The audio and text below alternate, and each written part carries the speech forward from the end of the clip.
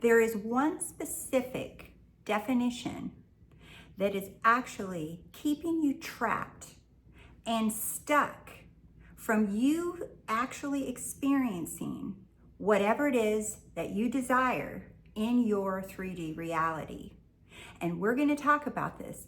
This is probably the one most important word and definition of this word that you want to change immediately. And by the end of this video, you're going to know exactly what to do and how to do it instantly. We're going to cover that today in this video. But before we get to that, we have to describe and explain why the definitions are so important. A lot of times you guys hear me talk about, like, you can Google a word, Google a definition. What does this mean? What does that mean? But then you go beyond a regular Webster's dictionary, right? You can look at this metaphysically. Well, that's what I do. I look at things in a multidimensional way, where I look at things more from a metaphysical perspective, because meta goes beyond logic. We are living beyond logic. That's what I share with you on this channel. Until you live beyond logic, reason, what your mind can think of and see, touch, hear, smell, and the proof that you're seeking, until you can live and see things beyond logic, you're going to struggle with having a life that you actually love to be in, the one that you're probably struggling to be in. That's why you're on this channel watching this video. But I want to help you guys move out of that by doing these very simple things that a lot of teachers out there don't teach. They might cover these things briefly, but they don't really get into it to the point where you walk away, I nailed it. I know exactly what that means. And doesn't matter who you hear it from, you know exactly what that means. Simplicity is key. Remember, I've been saying this for a long time now. The truth is simple. So if you ever feel overwhelmed by teachings and spiritual gurus and teachers, if you ever feel overwhelmed, like you know it resonates, you know they're telling you the truth, you know what they're saying is correct, but you're still walking away feeling overwhelmed, scratching your head, and now you don't know what to do, that's a sign right there that that truth for you is not simple enough. So I love making things simple, and I really appreciate you guys, by the way, because I read your comments all the time. And I love when you guys summarize the video and make sure that you're doing that here. But I love when you guys mention that the way that I teach, it makes sense to you, that you guys have clarity and your life is changing and you're seeing results because you finally understand what you've been studying. Some of you have wrote down that you've been studying different manifestation and metaphysics and all kinds of laws for 5, 10, 15, 20 plus years, and that you found my channel and all of a sudden everything became simple and clear. So I'm so happy to hear that, because that's my mantra, right? The truth is simple, and I like the simplicity of things. I like studying things, and a lot of you ask me about what I study, who I study, and all that. But remember, you guys, I study all of this stuff for years based off of not only the psychology background that I have, but also I just enjoy reading all the books, the Bible, metaphysical books, all of those. But I like to extract those things and create simple things out of them. However, that's how I do it. And I encourage you all to do the same thing. So, but we have to start with basics, okay? We have to start with foundational basics, because a lot of you have just jumped to, you learned about manifesting, and you learned that you can have whatever you want. You learned about law of assumption, law of attraction, non-duality teachings. You've learned a lot of different things, a law of one, and you rush into it, but you just feel like you still don't know how to apply this to your own life, to the things that you want. And so you seek to others to teach you and tell you what worked for them. You seek for success stories and other teachers to tell you exactly what to say, what to do, what to feel, and that's just not going to cut it.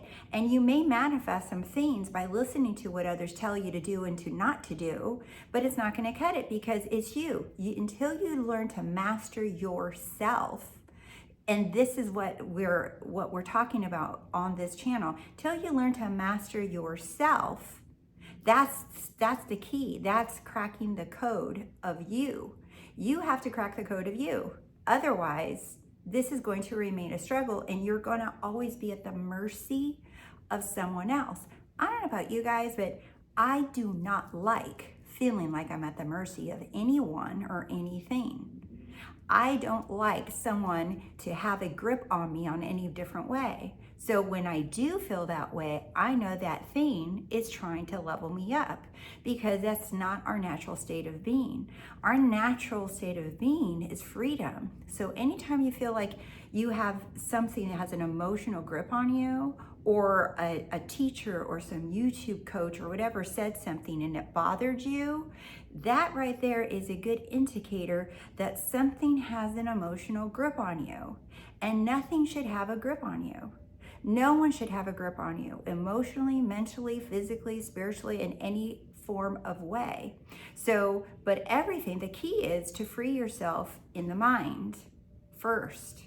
Before you're taking actions, before you're making decisions, you must understand your mind first. So your acceptance, and I'm going to say unconscious acceptance, okay? Your acceptance, I say unconscious because a lot of you are just unaware and then are becoming aware of who you are. And you'll blindly follow other people's definitions of things. So your unconscious acceptance of definitions are disempowering you and making you a slave to your undesired 3D reality, to your undesired 3D reality. In other words, you are in an undesired experience right now in your 3D reality, and you want to be in a desired reality. But because of the definitions that you are blindly holding on to, you keep, and this is what I talk about, and we're going to get into this more, but because of that is what keeps you trapped in your current reality that you don't want to be in. But by the end of this video, you're not going to be there anymore, because I'm going to make sure. So what is a definition? It's a statement. And this, by the way, you guys can go ahead and Google it yourself. I just found this in Webster Dictionary. I said, okay, what is the definition of a definition? That's what I wrote. It's a statement of the exact meaning of a word, especially in a dictionary. That's what it said. But then I thought, you know your girl's not going to just stop there. I just don't say, oh, okay, and walk away. I just don't stop because someone said something or there was one definition. You know your girl's going to keep digging. So then I thought, well, who the hell's deciding what goes in a dictionary? A dictionary is just a book, whether it's online or offline, hard copy or ebook. A dictionary is who the hell's it? Who made the dictionary, and who's deciding what's in a dictionary? Well, who decides? Editors. That's what. Well, editors decide what goes in a dictionary. Well, you all know what editors are. They're paid employees. They're paid people. And how do they decide what goes in a dictionary? A word must be used frequently and have widespread use. That, my friends, is how a word gets into a dictionary. It has to be used frequently and have widespread use. So it has to be used frequently and have widespread use. In other words, people have to use it a lot. And in texting, in content, in copywriting, in language, and all of those things, people have to use a word a lot before it actually can pass the test of getting into a dictionary. So then what happens? People keep using these words and look at the dictionary as the end-all be-all of places to describe a word. Well, that's the editors, that's the litmus test to get into the dictionary. Anything can be used in there. And funny enough, and it kind of reminds me of when I was when I was in school and I was studying the DSM-4 at the time. Now there's a 5. I'm sure there's a 6 coming. But anyway, the Diagnostics Statistical Manual for mental health diagnosis. And I remember learning this, that how does a diagnosis get into one of those DSMs? Why is this important, you guys? Because why I like to share this kind of thing with you is because think about when you're feeling depressed or anxious or sad or whatever, and you run over to get help from a therapist or a counselor, right? And what is it that they do? I know because I did it for 12 years, so I can tell, and I taught this at the university too. I know exactly what they do. You come in, you sit down, you voice your complaints. I ask you how you're feeling. I ask you about your history, your medical history, and your emotional history, and that of your family. And then after you tell me what's wrong with you, and I'm just probing for questions, I'm just looking for breadcrumbs that will lead me to what? To open up my book, my DSM, that Diagnostic Statistical Manual. I open that thing up, I look for all your symptoms, and I've studied these, and I've probably memorized all of those by now when I'm listening to, and I'm easily able to put you in a box. Whatever you said, those symptoms, I can put you in a box to that diagnosis that's in that diagnostic manual. Well, how does a diagnosis get into that manual? How does it get into that book? Because it is something that many of therapists and doctors and clinicians and psychiatrists, they will hear the complaints of these symptoms, and then a bunch of nerds get together, sit around a table and decide this is what this means, and we're going to call it this because of these symptoms is coming up a lot. Let's stick this in the manual because it merits to be in there and be considered a diagnosis that can be treated with medication, that can be treated with talk therapy, shock therapy, or whatever it is, right? So now we can do it. And if it goes into that book, it merits it to be treated, and you're considered labeled sick and disabled, or you have an issue, you have a mental health disorder. You can get medicated, you can get locked up into psychiatric ward, right? You can use your insurance will cover that. The insurance will cover the treatment of it. The domino effect of that word, of that diagnosis, is huge, has a shit ton of power behind that one word. And where does the word come from? Just like the dictionary, same thing. So it must be used frequently and have widespread use. The same way that it gets into the dictionary is very similar to the way that something gets into those diagnostic manuals. This is why when you talk, when you speak, when you describe things, know what you're saying. Know what you're saying, because your thoughts and the words out of your mouth, right, are constantly describing things that you have societally signed up to agreeing to what things mean. I hope that this is really getting clear on why I wanted to make this video for a while about definitions, because people just throw words around on videos and comments, and I'm like, do you even know what you're saying? So there's a blind following of what you keep hearing. Instant manifestation, 24 hours to get what you want. Do this until it externalizes. Do. And even those that say, oh no, don't do, just be, right? Just be. But there's still this underlying implication, intent. Just be for a reason. Just be for what? Just be until you get your thing. Just be, or just do, or just persist until you get your thing. We're gonna keep getting into this. I hope you guys, the light bulbs are hitting hard. In the 3D, everything is a half-truth. Now, I've heard this from multiple teachers already in different books, from different speakers. I've heard this from multiple speakers. In the 3D, everything is a half-truth. And there's like idioms about everything. Everything's a half-truth. There's only half the story, only half right? But in the 40, which is where, remember, we've done the spiritual plane, the mental plane, and the physical plane, right? The 3D is the physical plane. But in the 4D, which is in the mental plane, I am awareness, consciousness of being, right? Nothing has meaning. Nothing has meaning. There is no half truth. There's no meaning. There's no truth. In fact, there's only one truth, and that's you. Meaning, what does that mean? I am the truth. I am the way. Meaning, whatever you say is the truth. Whatever you give meaning to something, that's the truth. That's your truth. It's not the truth, as in there's some societal common knowledge of truth, a bank of words of truth, because remember, where do those words come from? From people using them all the time. So there's no societal contract of a word that it means a certain something, right? So what is the truth? The one that you say. The one that you deem is true is true. You are the truth.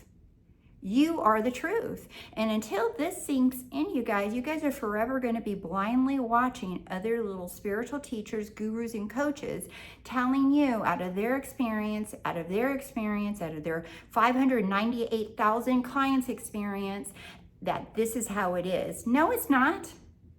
You're the truth. You are the truth. Don't follow me blindly. Don't follow anyone blindly. Follow yourself, because whatever you agree to is true is true. So, half truth, let's give you an example. You wanted an example. I'm sure you did. I know someone will ask me for one. Here's your example, and you can use this for whatever your situation is. Anxiety or excitement? Who decides? I've been talking about this for years. I was talking about this in grad school when I was in my undergrad, right? And now people are just starting to catch up to this. This is a no-brainer, you guys. Your body. A lot of you complain about, oh, but my body feels this. Oh, but my body is saying this. Your body's not saying shit. Your body's only doing whatever it is that you're doing up here. Whatever you're making your body mean, that's what it means. It's simple as that. So your body is not telling you anything, so you get to decide. And I'm going to give you a concrete example right here, right now. And it doesn't matter what the situation is with your body, it's the same. But if you keep aggrandizing the physical condition or your societal condition, then you're the one making it a bigger deal. Because you can shift out of anything right here, right now. How? By what you're defining and giving everything meaning to. So I'm going to give you an example. Excitement or anxiety. I used to have clients come in all the time telling me that they have anxiety attacks, that they're feeling anxious, that their whole body is anxious. And I'm like, okay, well, I want to play a little devil's advocate with you. I'm like, what else is going on in your life? And they would tell me about things going on in their life. And I said, okay. I said, well, those things sound pretty good. I mean, those things sound promising and like exciting. What if your body's just feeling excitement? But no, you're focusing on the one little thing that's not going good in your life, and you're calling that anxiety. Or the 30 things that are not going good in your life. Even if you have 100 shit things going on in your life, and there's one good thing in your life, even one thing like you're healthy, you have nice hair, you have nice eyes, you're breathing. You cannot, if you're watching this, I know you're breathing, so at minimal, I know all of you can use that one. But you have 100 shit things going on in your life and you focus on those, and you don't understand the power of you focusing on that one good thing in your life, like breathing, or that you do have a penny, or that you do have a car that runs, or you do have a friend that loves you, or you do have someone, or whatever it is, or you do have milk in the fridge. You can focus on anything you want, but you choose to focus on the 100 things that are going wrong instead of the one thing that's going right. Not understanding that you can literally make that one thing dominate the 100 things that are going wrong in your life. Simply by what? Simply by choosing where are you putting your awareness? Where am I putting my awareness? In other words, my attention. Do I want to put my attention on the one thing that's going right in my life? Or do I want to put my attention on the 100 things that are going in my life and figure out how to change them, manifest them right now? Because that's why you're feeling trapped. So you get to decide what everything means. So do you want to focus on that this is anxiety, or do you want to focus on this is excitement? Do you want to focus on the sensation in your body being evil, destroying you, or do you want to remember and focus on the actual fact, the truth, that it's just energy? Because remember, in the fourth dimension, nothing has meaning. So that means whatever you feel in your body, whatever you see in your bank account, whatever's going on, that has no meaning. But in the 3D, everything is a half truth. In other words, that shit's up for grabs. So whatever you're looking at, seeing, feeling, or touching, that's up for grabs for you to slap on a label and decide what that means. That's powerful, you guys. That's really powerful. So, definition of manifestation. You guys ready? Because this is it. When I tell you, I want you guys busting out your pen, I want your typing little fingers, and I want you guys writing this in the comments right now. I want you guys locked in on what I'm about to say to you. Because this right here is the reason why you're still waiting, why you're still looking, why you're still asking questions. Where is it? But this, I've done it for so long.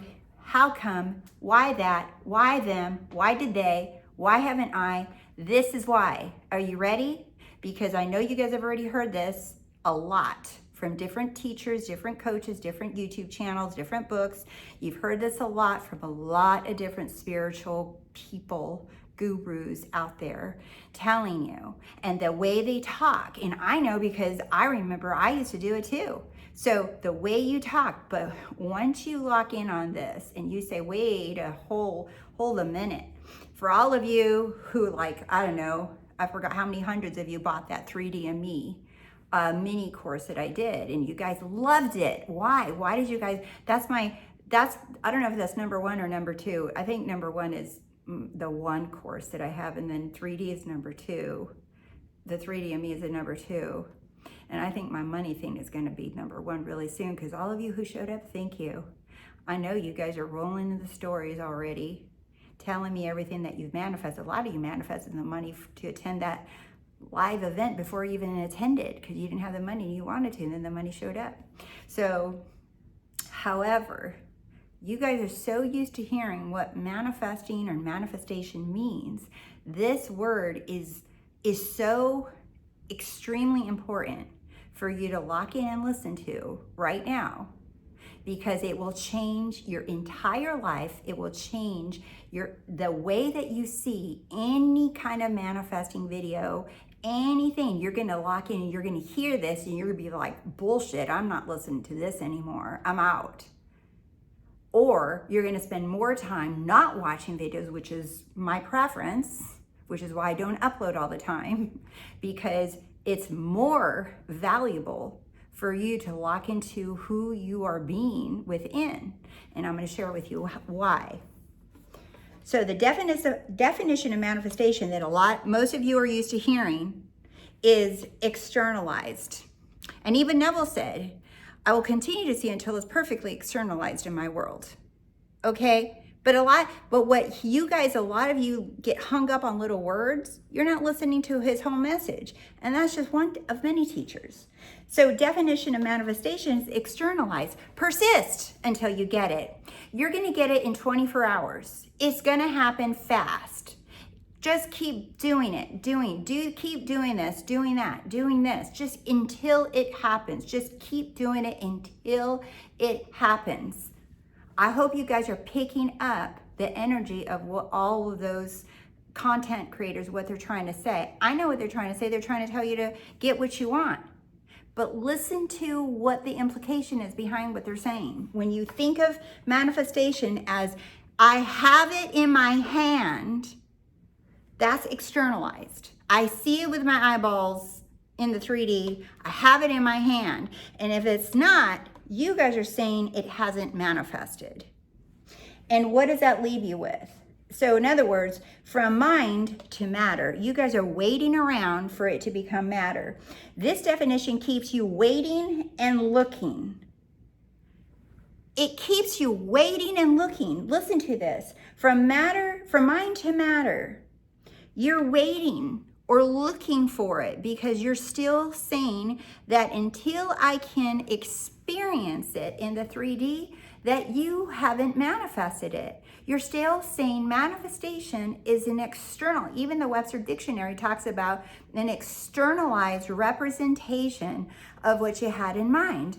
I was at a theater with my brother last night, and he was talking to he's a playwright, and he was talking to an actress from another play he watched, and he said that last play he said it was amazing, and she said, yeah, it was. She said it was wonderful to see something that was first an idea actually manifest and become a reality. And I just sat there and I observed the conversation, because I thought that's so interesting that this person's speaking like this, right? That it was just an idea, and then it manifested into a reality, not knowing that it actually manifested. And that's why it became a reality in the 3D. But remember, your 3D reality isn't what is real. So what is real? Your imagination. So now, I've heard a lot of teachers talk about their definitions of manifestation. I've heard people talk about manifestation for years. And you know what? They're all right. No one's wrong. So whatever definition of manifestation you hear a book or a teacher or a coach or some spiritual, whoever guru talk about manifesting, they're right. They're right for them. They're right for themselves. And it took me a minute to understand that I had to stop following what their definition of manifesting was, and their definition of success was, and their definition of how to, and their definition of being, and their definition of doing, and their definition. I'm like, wait a minute, this shit's not going to change until I decide what everything means to me, because how I see the world, no one else can see it. My perception is the only thing that matters. My definition is the only thing that matters. So after all the reading, after all the coaching, after all the watching and studying and meditating and psych books that I've read over the course of the last 15 years, this is literally what I came up with. And I was like, what is the most simple way to define manifesting for me after understanding and reading everything? My new definition of manifestation is I am it, and I don't need to see it or touch it. I am it. I don't need to see it or touch it or feel it, taste it, whatever. I am it, and I don't need to see it or touch it. Because if I need to see it and touch it to believe that it's real, to believe that it's mine, to believe that I did it right, to believe that I did it, to have it so that I can feel good, to experience it so that I can be okay now, to have faith that I have it now, oh, now I can believe it, then I don't have it. Then I'm not it. So I am either it or I am not it. It is whatever plug in your desire. It doesn't matter what it is. So either I'm it or I'm not it. And if I'm it, that means I'm free from needing a 3D to show it to me, to prove it to me, to reflect it to me. I don't even need it to reflect it to me, because a 3D reflection, that's the 3D job. And it is accurate as all get-go. Okay, so the 3D is accurate. It's not going to show you something that you're not. So I don't care. I'm not trying to micromanage what the 3D is doing. You can throw that one away. I don't care what the 3D is doing. I don't need to be involved in what the 3D is showing me. I don't need to constantly interpret and say, oh, well, it's giving me information and I can change. Yeah, you can do that. I used to do that too. But you guys, we're leveling up. We're not going backwards. Remember when you said, remember that book, remember that teacher, but Neville said, Neville's not here at this moment. He gave us information, just like Alan Watts did, just like Buddha did, just like Jesus did. All of these teachers gave us information for us to apply it to ourselves. And it's very clear that they all said that message.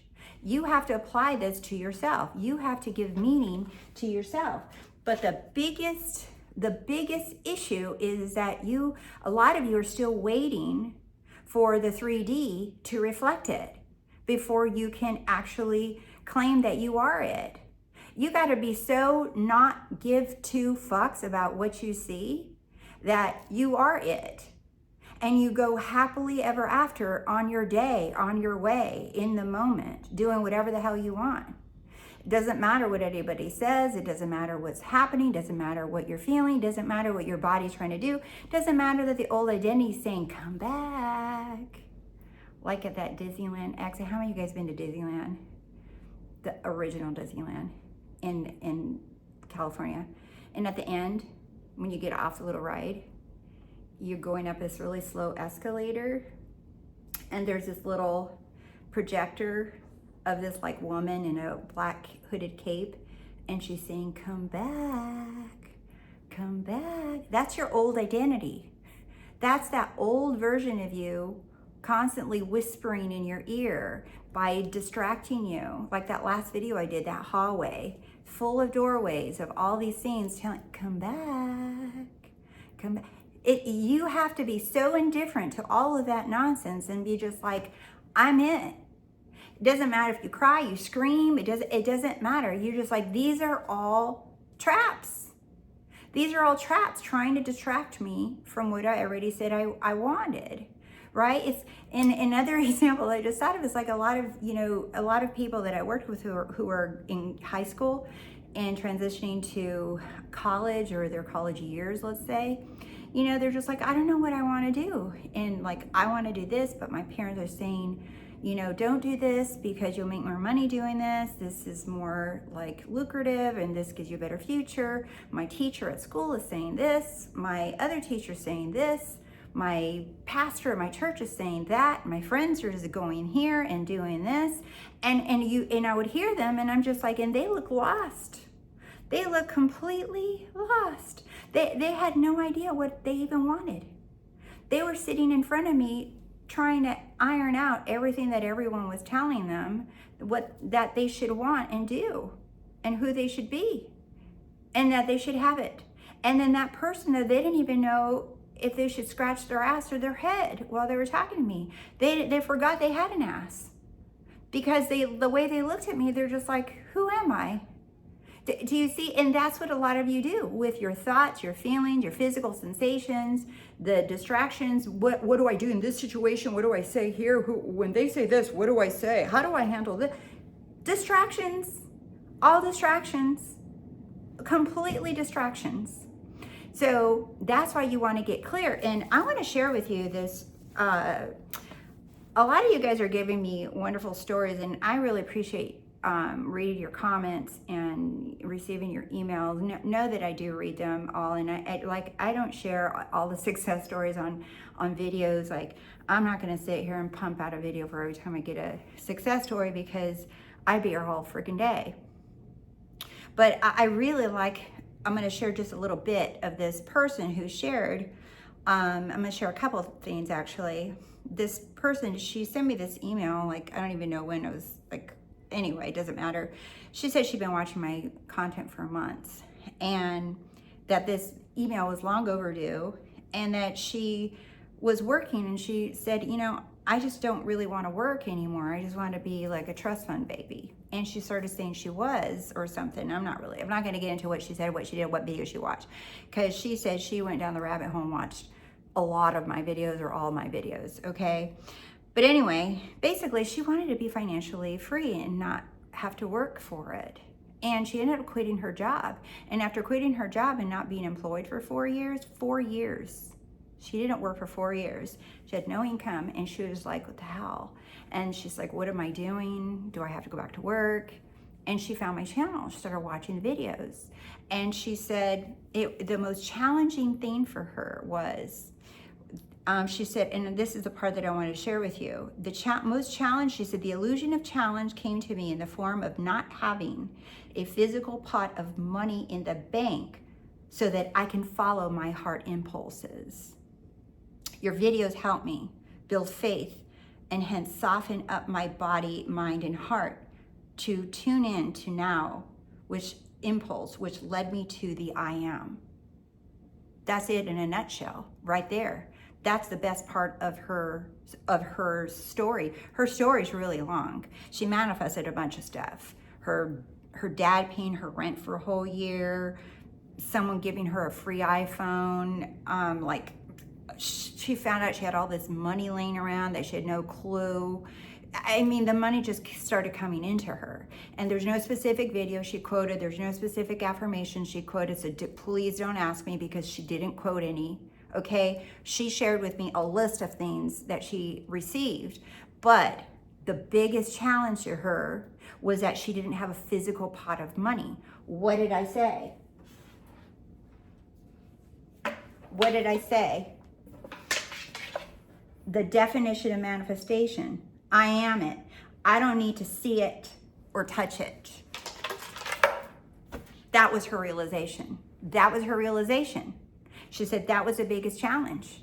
And for a lot of you, that's the biggest challenge as well. You guys start reacting like nobody's business. I'm actually thinking about making my next live event. I'm going to do the live money event again. And if you're interested in it, go to the community post and comment below and let me know that you're interested, and that way I can kind of gauge to see how many people are interested.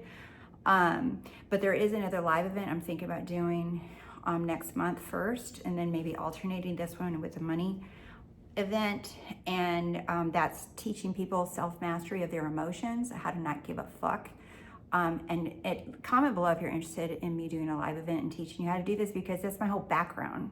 I was a shrink for over 10 years. Like, I know how to teach people how to do this, and I see the power behind it. But you know, I haven't even made it, but I'd be more than happy to make it if I knew there was a high interest. But what I love about what she said is the illusion of challenge came to me in the form of not having a physical pot of money in the bank account to follow my heart impulses.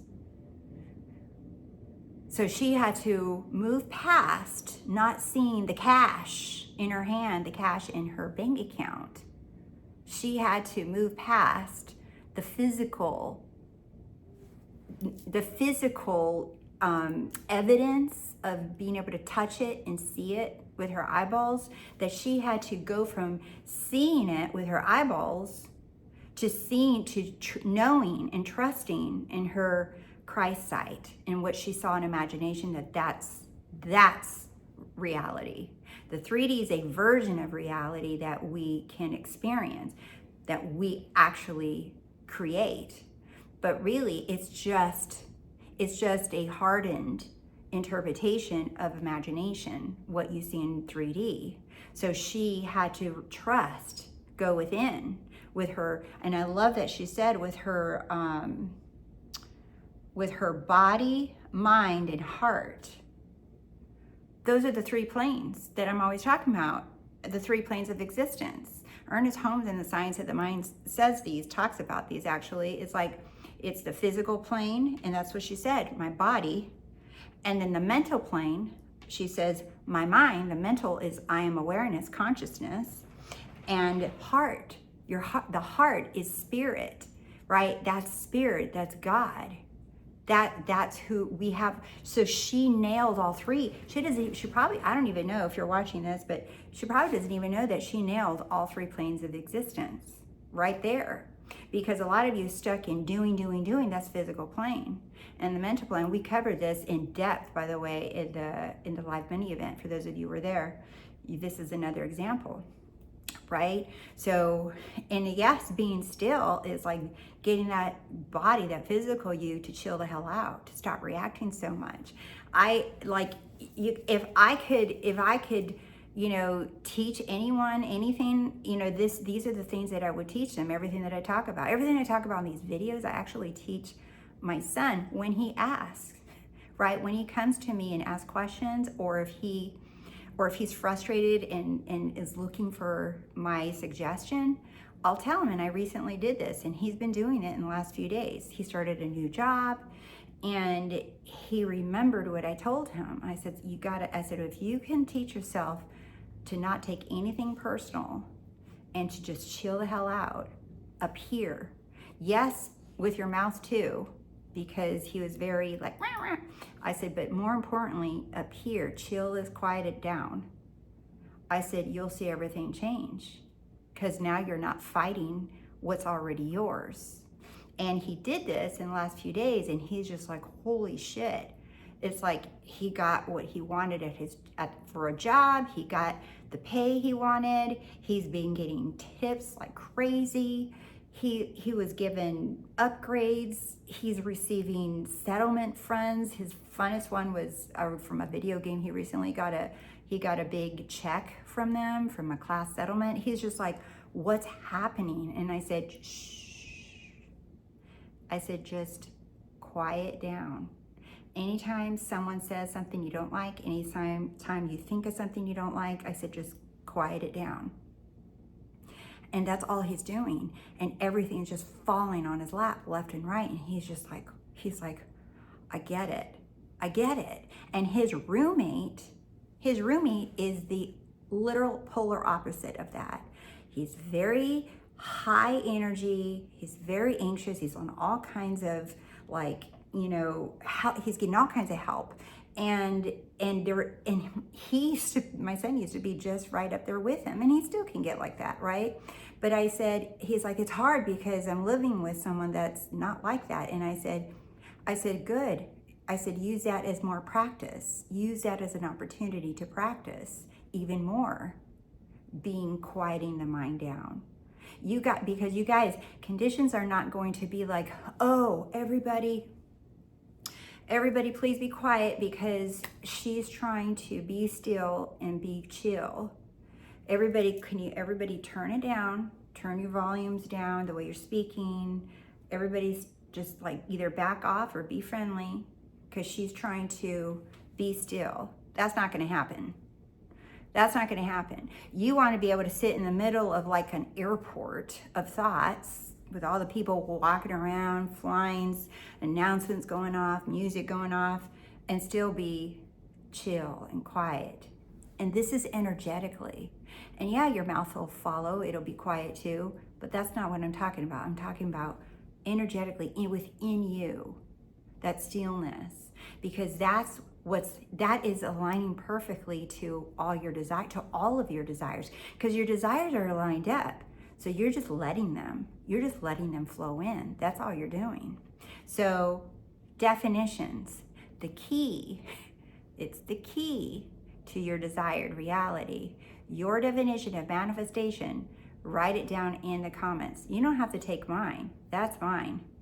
If you like it, right? But I want you to write down your definition and I want you to make it as simple as possible so that you can remind yourself of it all the time when you start asking, where is it? Why is it taking so long? But what about this? What have been this case? What about what? I want you to have a definition that's so simple that you use it to check yourself, basically, whenever you are going down a rabbit hole. All right? All right. I'll see you guys soon. All right. Bye.